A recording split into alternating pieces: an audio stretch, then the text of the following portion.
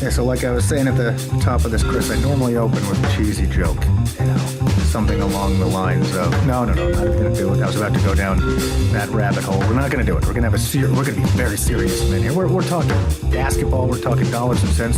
Family men. We're talking about family. I'll do a quick little welcome in like I always do, and then we're going to jump right into it because Chris and I have been chatting in the pre-show, you could call it, pre-production, and it's been a hell of a lot of fun. Very, very interesting guy you're about to hear from here named Chris Darrington. We know he's a great ball player. You're going to hear what a thoughtful dude he is. So, welcome in to another edition, a super special edition of TBL News, the video pod. That's if you're watching us over there on tbltv.tv or on YouTube, or if you're just listening, you're driving to work, you're driving back from work, you just got canned, you're driving back from work. This is TBL News, the pod, Spotify, Apple Music, Apple Podcasts, et cetera, et cetera, et cetera. I want to be done with this intro because I want to talk more to my friend Chris here, my fast friend Chris. He's a lot better at basketball than I am, but I feel like he and I already have a lot in common. Chris, I kind of want to pick up where what we were just talking about off camera. You spent some time in Syria and in Saudi Arabia.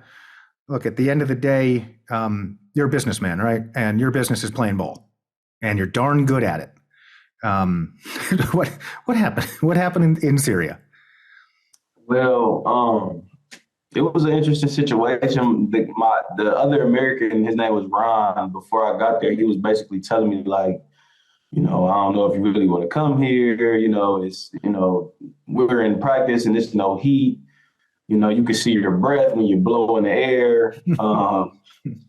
The Wi-Fi is trash. You can't watch Netflix. You can't play your game. And I'm just like, for an American, that's a non-starter. If somebody told me I could, what are we supposed to do? You know what I'm saying? So I go anyway because I was, just was ready for an opportunity. You know what I'm saying? I was ready for an opportunity, and strangely enough, when I was on my way there, I got all the way to Lebanon.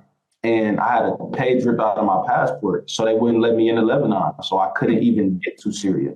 So I had to go all the way back from Lebanon to Germany. And when I tried to get my passport fixed in Germany, they charged me with a crime. What? They said that I'm trying to enter their country illegally because I was trying to get my passport fixed. So they told me I need to give them 500 euros or they're going to keep my passport. That's extortion. I said, y'all can have it. I can't use it anyway.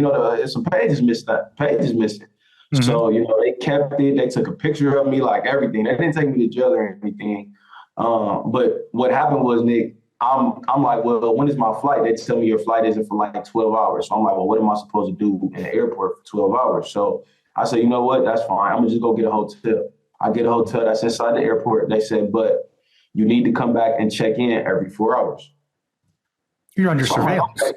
So I'm like, okay, that's I understand. It's a different country, different law. I don't want to be in any issues with you guys. So cool. So I go to my room, I go to sleep, I come back, I check in.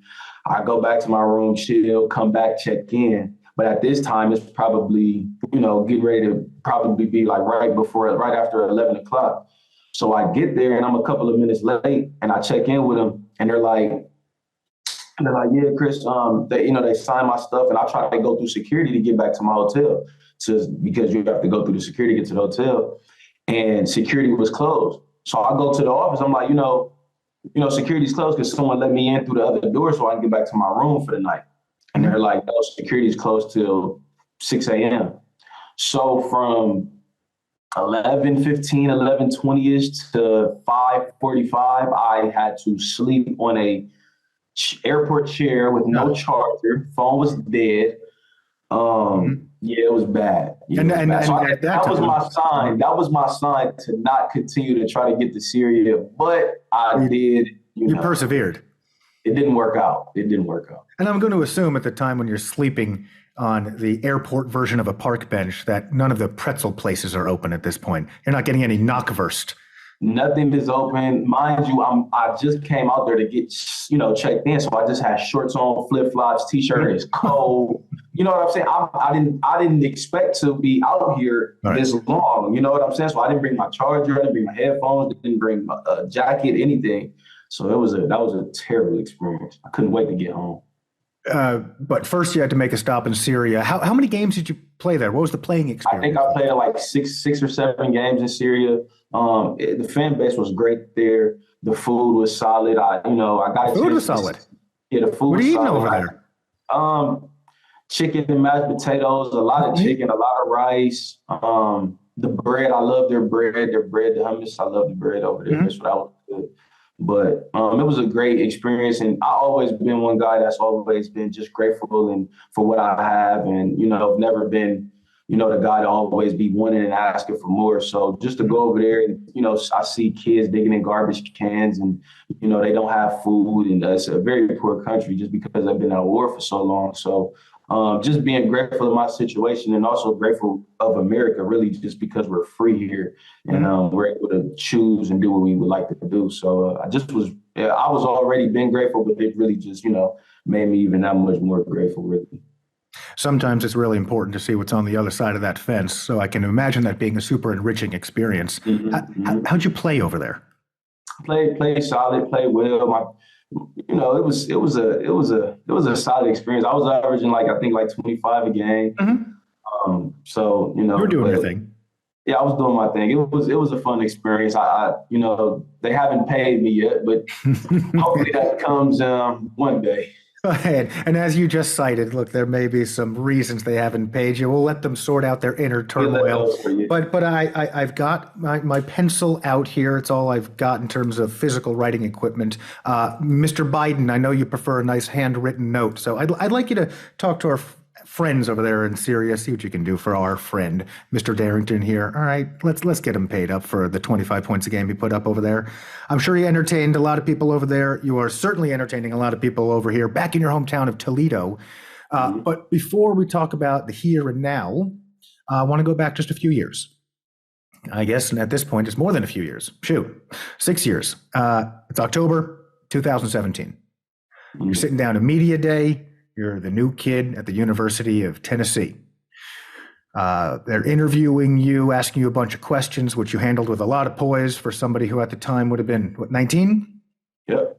And to one of the questions about how do you deal with the fact that there's going to be a lot of scoring requirements put on your shoulders, because Tennessee previously had some difficulty putting the ball in the bucket. Rick Barnes, as great as a coach as he is, his offense struggled previously, prior to you getting there. You said, quote, "I've learned here that when you're a little open, you're kind of wide open." I think that kind of seems to be true at the higher and higher levels of basketball, right? You watch it, so many of the great shots that Kobe Bryant made, the guy's completely covered.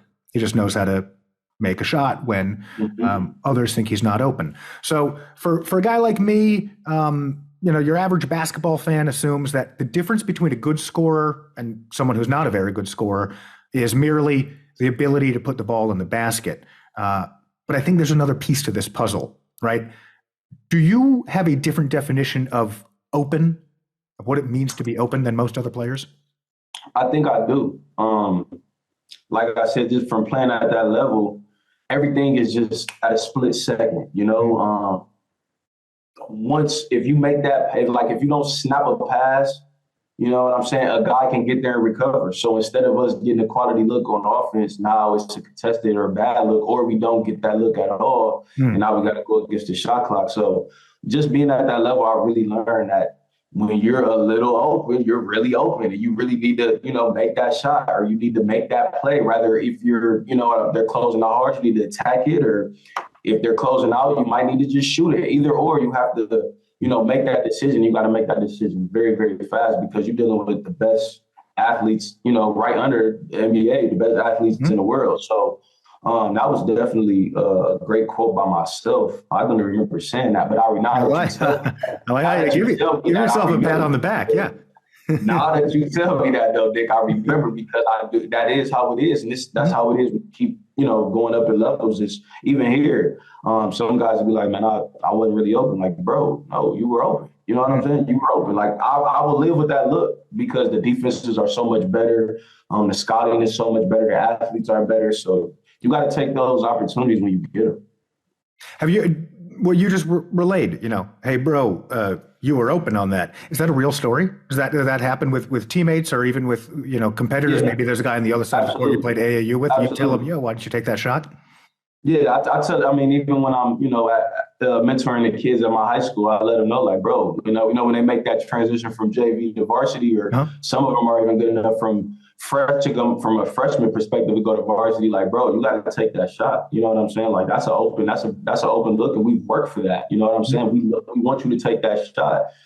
They just don't feel that they're open. They feel like, bro, you're never going to be wide open. It's rare. You know what I'm saying? That those lower levels, you could probably get away with it sometimes. But, as you move up, you got to kind of take those shots, and you got to practice at them too.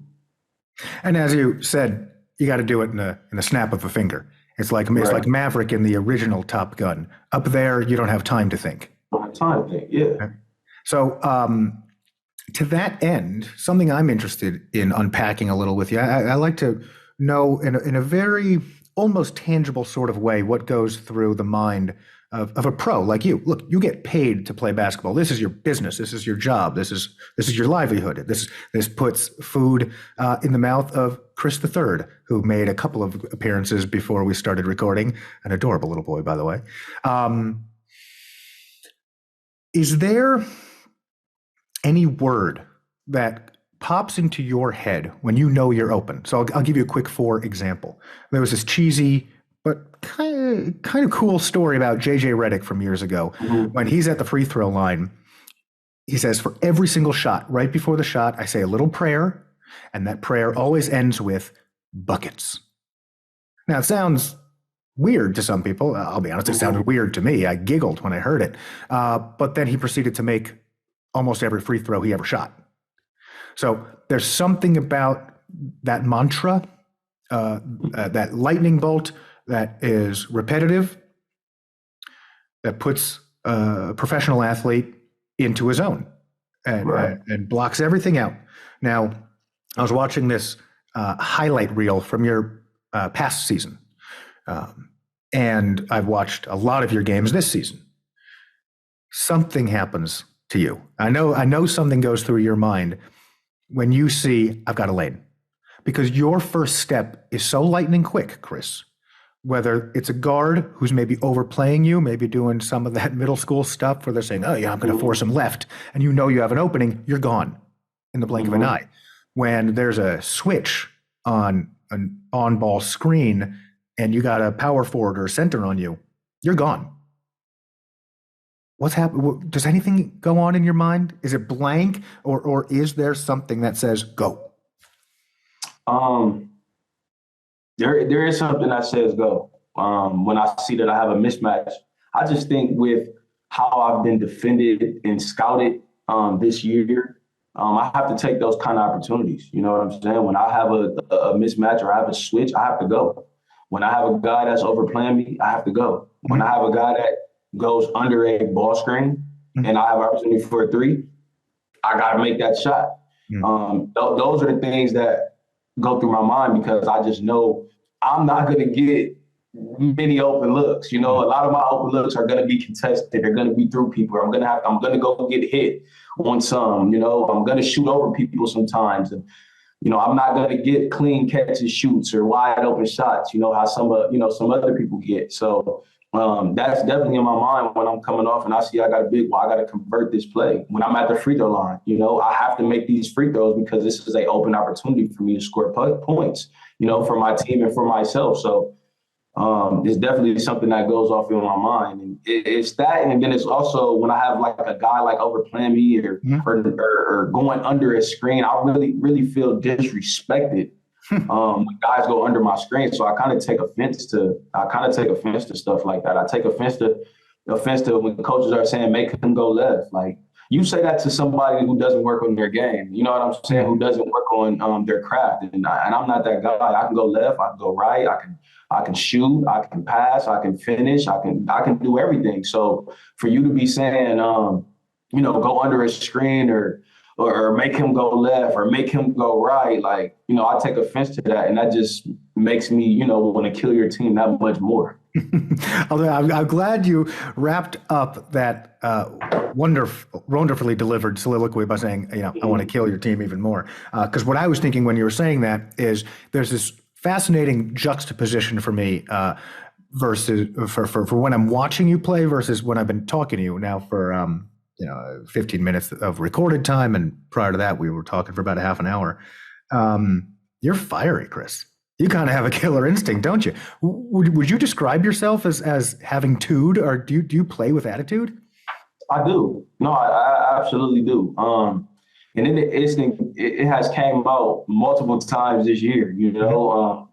It just came out at the game winner when it just came out in Kalamazoo, the last game I played. One of my teammates, we kind of got into a back and forth exchange. Mm-hmm. And I go over, I was talking to the crowd because I do a lot of talking with the crowd. I don't do much talking with guys on the floor, but I do a lot of talking with the crowd because they have a lot to say to me a lot of the times. Mm-hmm. So I'm like, Unc, it's all, I'm always the one tripping because, I'm yelling and I'm holding people accountable. I'm always the one tripping. I'm just trying to win a basketball game. Mm-hmm. I'm trying to win a basketball game. And this CD, calm down. But these type of plays get you beat. Mm-hmm. But I'm tripping. You know what I'm saying? Like, I'm trying to win a basketball game. Mm-hmm. So that's really my approach. Like I said, I don't do much talking. I don't want to do. I don't want other teams to talk to me. Because I'm here to play basketball, Nick. If y'all start talking to me, it probably won't be good. And I let them know that. Just don't talk to me, bro. Just let me go play basketball, and you go play basketball. I do like that. You say don't talk to me, but if you're going to talk to me, I'm going to talk back to you. Yeah. Right. Absolutely. And I'm going to hit the game winner. Right. I'm going to have my cake and eat it too. Yeah, I'm going to do both. Yeah. So Chris, last year you played in 32 games. Mm-hmm. Let's see. I got the stats in front of me. You scored over 30 8 times. You scored over 40 3 times. I think you've already surpassed that this season. I think you have 4 40-point games. Let's see what the rest of the sentence says. And you had a 50-point game last year. This season, you've already scored 30 points 6 times. So ahead of the pace. 40 points in 3 games are ahead of the pace. That's the same number you achieved last year. As I mentioned, your scoring prowess, how many great games you've had. Did I just make you nervous at all? Like for someone like me, someone tells me, Nick, you're doing a great job, which, by the way, has never happened. But in my imagination, if someone were to tell me, Nick, you're doing a great job, I get nervous. I'd say, oh, shoot, now they have expectations of me. Am I going to be able to live up to those expectations? How do expectations work for Chris Darrington? Do great expectations, do they keep you up at night? Do you get rattled at all? But in spite of those feelings of anxiety, you go out and achieve regardless? Or is it like water off a duck's back, that great expectations, poor expectations, doesn't really matter? You're just out there to ball and you've got a clear head. So really for me, Nick, I feel like when those expectations, like I have them and I set the bar so high, when I have a 25, 27 point game, they're like, oh my God, Chris, what happened to him? Yeah. Oh my goodness, what's going on, Chris? And, and I'm like, Chris, come on in, Chris. If you're just listening at home, Chris the third just came in. He's too excited. He heard his father say, I only scored 26 tonight. He came to give him a hug of consolation. Came to give me a hug. But yeah, though, Nick, seriously, the expectations, they're very high. And like I said, when I get a 27-point game, people are like, whoa, what was wrong with TD today? What was wrong with Chris? And I'm just like, I'm human too, but yeah, I'm looking at it. Doesn't make me nervous when I hear those numbers. Me and my trainer, Michael Kavanaugh, who I've leaned on a tremendous bit. Mm-hmm. We talked about returning to the TBL and what it can mean. He knows that I'm trying to get to the NBA G League, and I thought I had a pretty good season last year, and we thought that if I came back this year and things didn't go the way I planned, it could possibly hurt me in getting to the G League. And I didn't want that to happen. I didn't want that to happen. And I understood that. And I understood that what I needed to do to, go higher this year. So that was definitely expectation of mine, was to just I gotta be better, bro. You know what I'm saying? I have to be better this offseason, and I have to be better going into this year in the TBL, because I'm taking a gamble. This is a gamble. This is a risk. If I do worse than what I did and I didn't get in the G League, how can I ever expect to get in the G League? How? So that was my mindset. Coming into this was, I can't afford to have a bad year here. I have to increase my production, increase my percentages, increase my points. So I have a legitimate argument, when my agent goes to talk to these different GMs and everything, like, this is what he's doing the last 2 years. He's gotten better. Yes. In this area, and that area. So when the article that includes this podcast goes up, it'll include the year-over-year improvements. For those watching at home, the improvements are pretty darn significant. You see them right there in the numbers. It's like 6 more points a game, maybe even 7. The field goal percentage is up. You've always been a good free throw shooter, but I think even that has improved. Three-point shooting is still there, even though it's a higher capacity of shots per game. Assists are up. Yes. I'm going to read a quick ad here.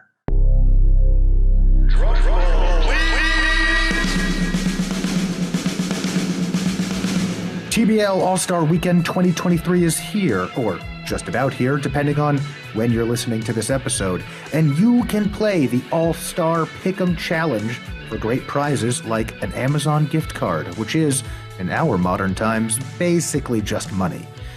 You could win a free TBL TV League Pass. You could win a cameo from your favorite TBL player, and much more. Visit tblnews.co to play. Follow the Basketball League on Twitter. That's at TBL Pro League. And on Instagram, where the league's handle is at TBasketball League. And follow TBL News on Twitter and Instagram and TikTok, where we are at TBL News Official.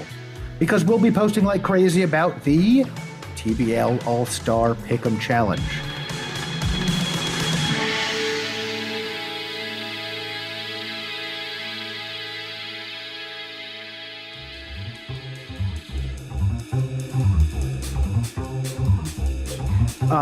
Let's talk a minute about the team. You played a lot of close games, 6 one-possession games so far this season. You're 6-0 in those circumstances. It's kind of remarkable. You guys keep pulling it out. Even if you're not on the court, Chris, you guys find a way to be cardiac kids. You had Jay Brown in the game winner against West Virginia. You're blessed, I suppose. So someone's looking down on the Glass City Wranglers this season. Does it concern you, though? Does it concern you that you've played in so many close games, or does it have the opposite effect? Do you just have supreme confidence as you come down the stretch, say, look, whether we're down by 5, whether we're up 5, whether we're tied, we got this. We've played in a lot of close games and we keep winning them. It's a bit of both. It concerns me only because I want to win every game in a comfortable, manner. I don't want to have to lead to, one possession type of games. I'm a competitor. I love close games, but I want to just win. You know what I'm saying? I don't care if we win by 10. I would prefer we win by 10. You know what I'm saying? But it does give me confidence that knowing, like, if we're down 5, we're down 6, we're down 7 with 2 minutes, that we're going to be okay. And Nick, I always feel that we're going to be okay because we have me. I always feel that way. Oh, I like that. So I don't really get nervous when we're under those circumstances. I believe in basketball, guys, Nick. I really, really do. And I believe that I've worked for everything that has happened this year, for myself and for my team. So when we get in those circumstances and we need a bucket or we need a play to be made, like I said, I never fret, I never panic because we have me. Mm-hmm. Boy, as a guy who writes some headlines and composes some tweets, Chris, you just gave me all I need. I just need quotes from you. I'm going to put down the pen. I'm going to have you write the articles for me from now on. Pretty cool, man. Look, you got the killer instinct, and it shows time and again. And again, if you're a listener at home or you're watching this podcast on TBL TV and you haven't watched the Wranglers play, not only is this simply a really good team, and not only is Chris Darrington simply a really good basketball player, but if the second half of the season is anything like the first, you're just going to see magic. Magic just keeps happening. You guys have played 12 games. 6 of them have come down to the last couple of possessions, and a number of those have come down to literally the final second, and you guys just keep winning. I'm a fan of yours. I'm a fan of the team. I hope you do keep winning. No disrespect to all the other teams. Yeah, those games are fun to play in, Nick. Those, I swear they are, just because how close they are.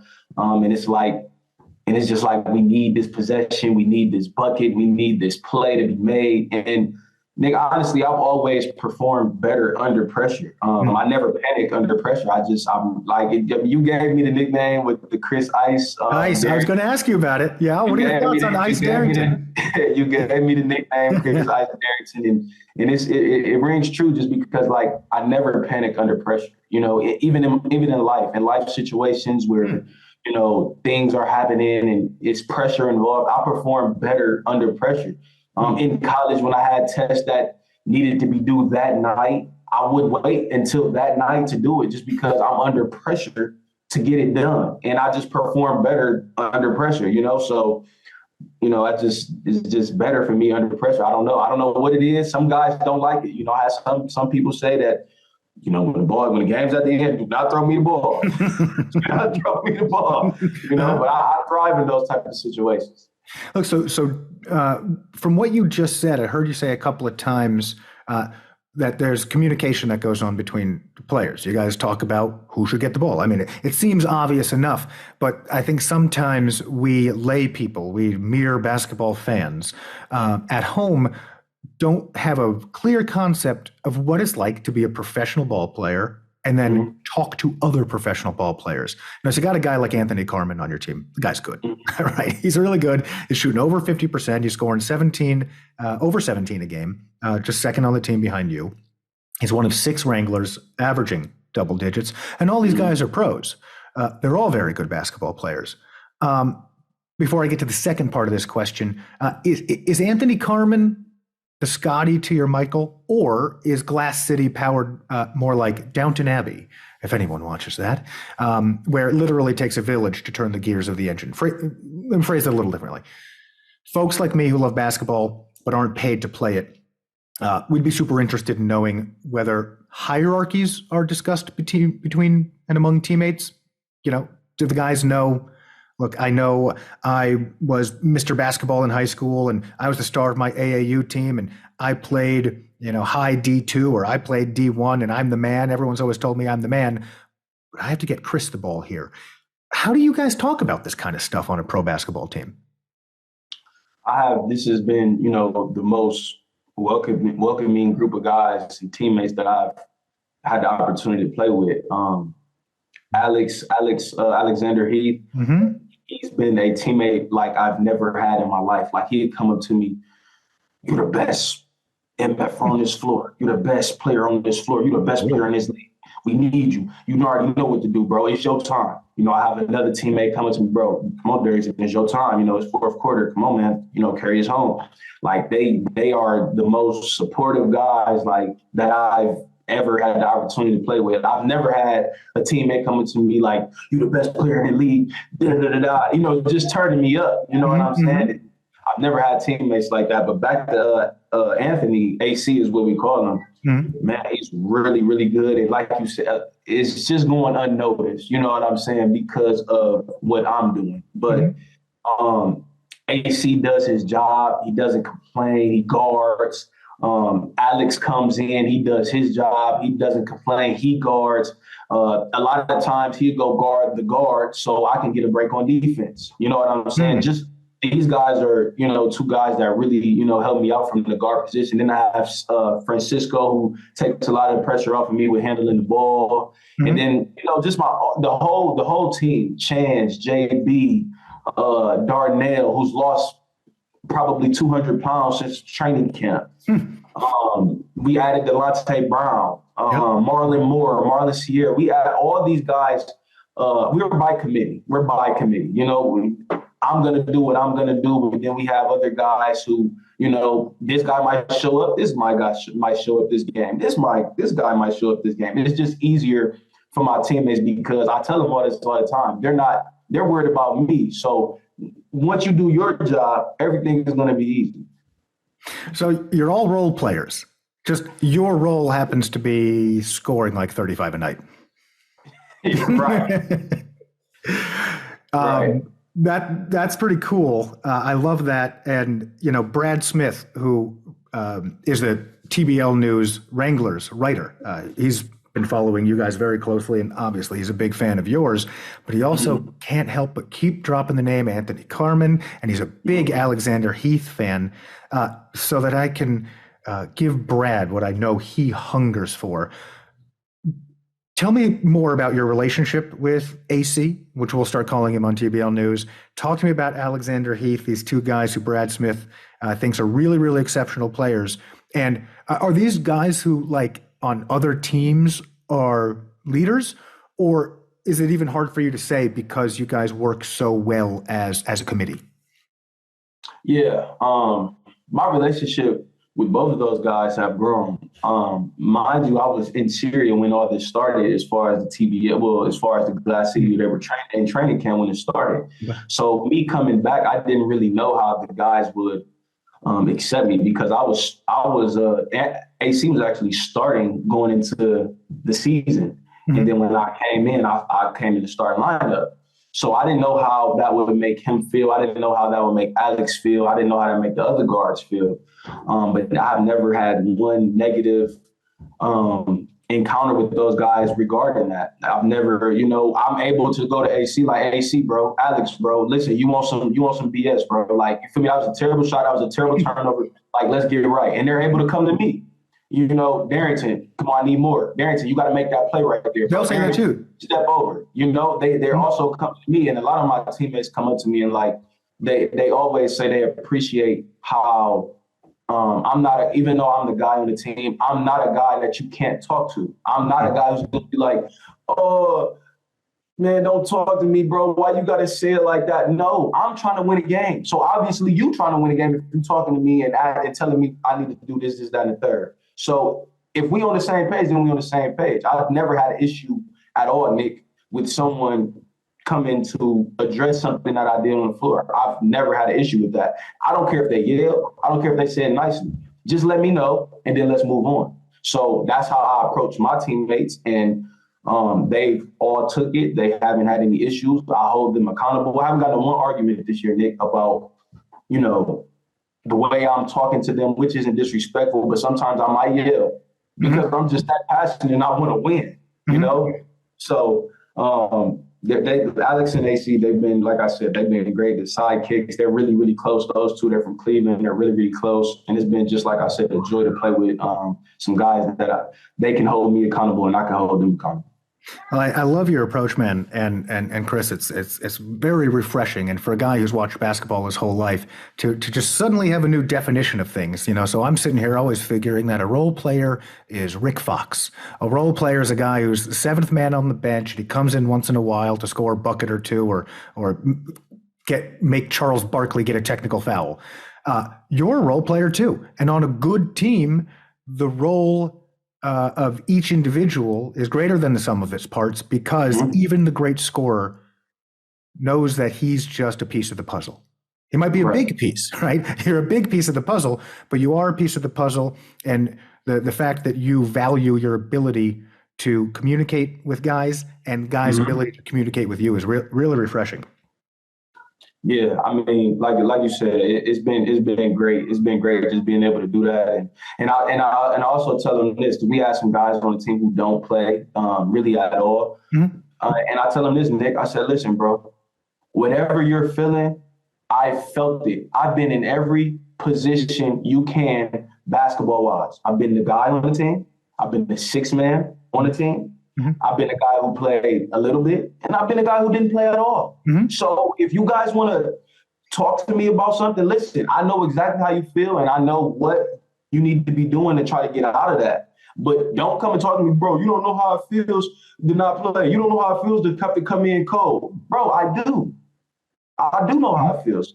I do know how it feels, and I'm not gonna make an excuse for you. When they call your number, be ready. If you feel like you can't, be ready at that right moment. I mean, we're pros. If you can't be that, then maybe we need to go in a different direction. But I'm not gonna give guys excuses because I've been in all the positions before too, and I didn't make excuses for myself. So I'm not gonna allow my teammates or any of the kids that I mentor to make excuses for their stuff either. Can I ask you a personal question? I know we've been dealing with such fluff here, just at the surface. But how does it feel, Chris? Because you were the man at Vincent's, right? You're scoring tons of points. You averaged like 25, 26 a game your second year there. You get out of JC and you go to Tennessee. Yeah. I referred to the media day.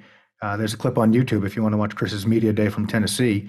And it seemed like there were pretty high expectations for you to come in, play a lot, do a lot of scoring. It didn't really happen, right? Yeah, it happened. It didn't happen. And, how'd it feel? It didn't happen. And when I went in, I was expecting to play a lot. And I had a lot of opportunities coming out of junior college, being the first team All-American. Had a lot of schools hitting me up. I had LSU, I had Oregon, I had NC State, I had Memphis. I had all these offers from all these Power 5 schools. And coming out of high school, Nick, I'm not sure if you're familiar with this school called Indiana Tech. That's an NAIA school. I had schools like that offering me out of high school, Indiana Tech, Goshen, and all D3 NAIAs, which is not a bad level, but that was my level that everyone thought of me at the time. Which, okay, you know what I'm saying? I said, all right, it is what it is. I take it, I take it with what it is. But when I got to Tennessee, it kind of was just like, I never felt that I was going to commit to a mid-major or low-major program coming out of junior college. And here's why. I felt that being in junior college, I'm in the middle of nowhere, in Vincennes, Indiana, first off. And I am, going to games and rec centers, and you know what I'm saying? Everything is just different in junior college. You really have to get it out of the mud in JUCO. And I felt that I worked too hard. I dedicated myself too much to go to a lower or mid-major program. I wanted to get on charter flights. I wanted to stay in 5-star hotels. I wanted to have meals prepared for us every day. I wanted to go to a big school with a big atmosphere. I wanted the college aspect is what, you know what I'm saying? So that was my whole reasoning in going to a big school like Tennessee. And it just didn't work out. I got injured. The season was rolling. You tweaked your ankle, right? I tweaked the ankle really, really bad. We had some success with a few different lineups. And I understand that's kind of how it goes. And it was just kind of hard for me to kind of crack the lineup once that had happened. But after this season, when I decided to transfer, the assistant and head coaches they came to me and they were just like, Chris, anything you ever need in life, always contact us, because throughout this time you weren't playing, you came to practice every day, you practiced hard, you didn't have an attitude on the court, you cheered your teammates on the bench. And they committed me a lot for that, and I've been able to go to them for whatever I need, and really good people at Tennessee, but sometimes it just doesn't work. Were you better than the guys who were starting over you? I feel like I was. And if I wasn't, I didn't feel like it was 35 minutes and I was 0, So that team I think that team had 5 NBA guys: Grant Williams, Kyle Alexander, Admiral Schofield, Jordan Bone. So they had 4 NBA guys out of the 5 guys I was starting, and I couldn't be mad at that. Dad, I got it. Okay. We're going to return, Dad, to you real soon, Chris III. I got 2 questions left for you, Chris. I'm going to ask them sort of in the reverse order that I was initially thinking, because you just mentioned the fact that Tennessee team had 4 NBA guys. Are you an NBA talent? I feel like I am. I've been able to be around NBA guys. I had teammates who I went to practice with every day, who made it to the NBA. You know what I'm saying? And they're playing in a role. Now, do I think I'm going to get to the NBA and score 35 a game? I don't think that. Obviously, I would be a role player, and that would be fine with me. Well, a role player could score 35 a game. I think we've discussed. Could score. But I have no issue with that. I believe that if it's in God's will, then I will be there. I felt like, and I was just thinking about that. I'm glad you asked that question, Nick, because I was in the shower the other day and I was just thinking, it was after the game winner. I was just thinking like, God, I'm thankful for everything you do for me and everything you've done for me. And, I'm playing well. I'm healthy when kids are healthy. But I just don't understand why you would want me to come back to this league again, and I felt that I was ready. I felt that I was ready in my heart to get to the G League. I felt that I was ready in my heart to take the next step. But obviously, he felt that I wasn't. And I'm never going to question his plan. It's obviously he has a plan for me, and he obviously felt that I wasn't ready to take that step at that time. So I never questioned it. I got faith that moving forward, I'll be all right. And that's really what it is at this point. You're going to win a second consecutive All-Star MVP this weekend? That's what I'm looking forward to doing. I think that's really what's going to be going on this year. I got our owner makes the belts and makes the chains and stuff. So I'm looking forward to bringing it back to Toledo. I'm looking forward to bringing it back to Toledo. And, Nick, a lot of people ask me, how are you able to just, score all these points and keep getting these awards and all-star stuff? And I just let them know, Nick, I'm like, it's during the season, it's easy to get out of routine. It's easy to stop going through your routine. It's easy to not go back to the gym late and get up shots. It's easy to not go back to the gym and shoot your free throws. It's easy to not, ice your knees and ice your ankles or watch film. It's easy to get out of that routine when you begin to travel. And we're not millionaires, Nick, so we still have jobs outside and, responsibilities that we have here. And just making a conscious effort to continue to do those things, even when I don't want to. Calling my trainer, Michael Kavanaugh, like, yo, let's get in the gym. Let's watch film, and then just continue to actively work on my faith.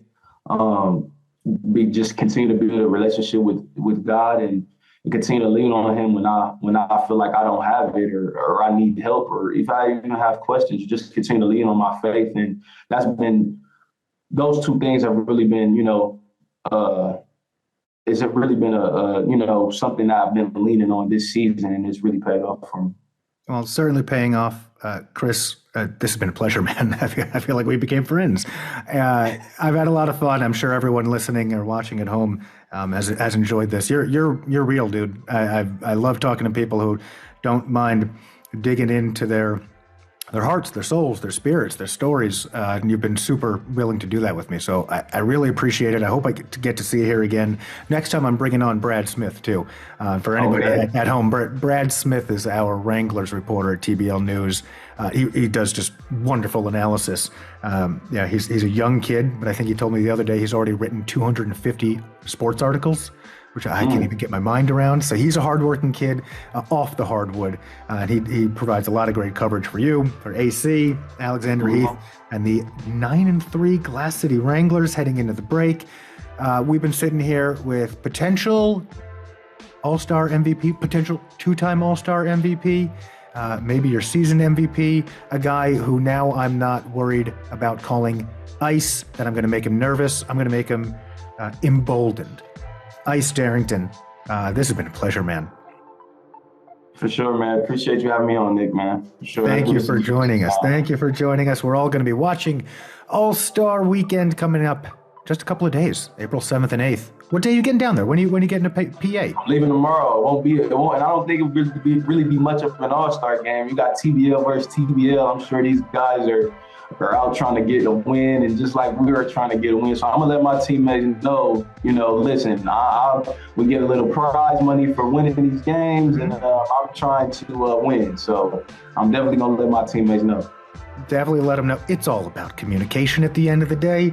That's how I'm going to end this, and I'm going to communicate. For the fans at home, Chris Darrington is not just a great player, he's a great guy. He's got a serious head on his shoulders.